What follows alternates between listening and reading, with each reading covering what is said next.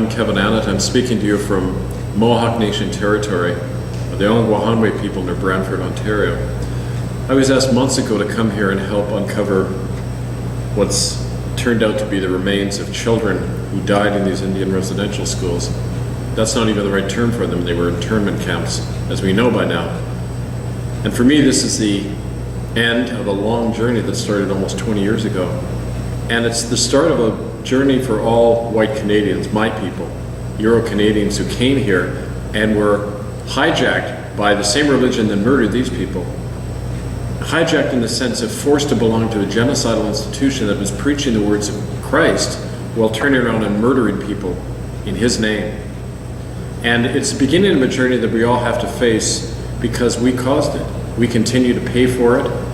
We continue to support these churches by granting them tax credits, by shouldering the burden of them, and even paying for their legal costs when they're confronted with their crime. And so we really are facing a reckoning now, and it's something I've had to face in my life, but each one of us has to face in some way. Because as long as we continue to support these churches, attending them, giving them tax concessions, and granting them protection of the law, they are allowed to get away with these crimes.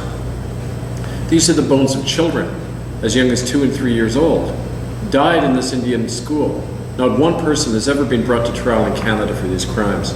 But now the truth of these bones is out for everyone to know. This cannot be denied anymore. This isn't about documents or people's hearsay evidence or even people's testimonies. That doesn't seem to have been enough to convince the world of Canadians of the seriousness of the crime. But here in our hearts, we know when we're looking at these bones, these were children.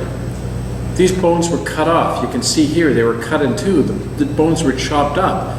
The bodies were cut up and then hidden in the ground, scattered around with bits of charcoal in that, which is a sign that they were probably burned in the furnace here. And so to remember these children and honor them, we not only have to bring them home for proper burial and confront the churches and demand the evidence from them, but we have to put these churches on trial. And the way we can begin to do that is by, in our own life, taking back these institutions. One thing I want to say, especially to the people of the Occupy movement, we need your help now. We need you to come in and occupy these church buildings and the churches on Sunday and say, we're not leaving until the evidence and the people responsible for these crimes are brought to justice.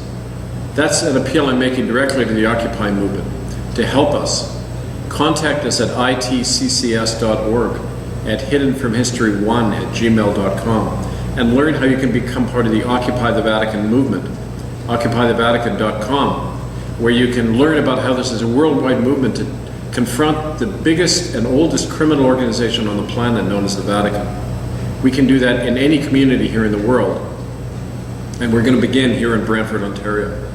So I invite you to be part of that movement and join with us in the coming year, especially to not only bring the children home, but change the society that did this to them and bring down those institutions that did this to them so that we can never, ever again have a regime where children can be bought and sold and trafficked and killed and the people responsible get away with it. We have to end that reign of terror against children now all over the world.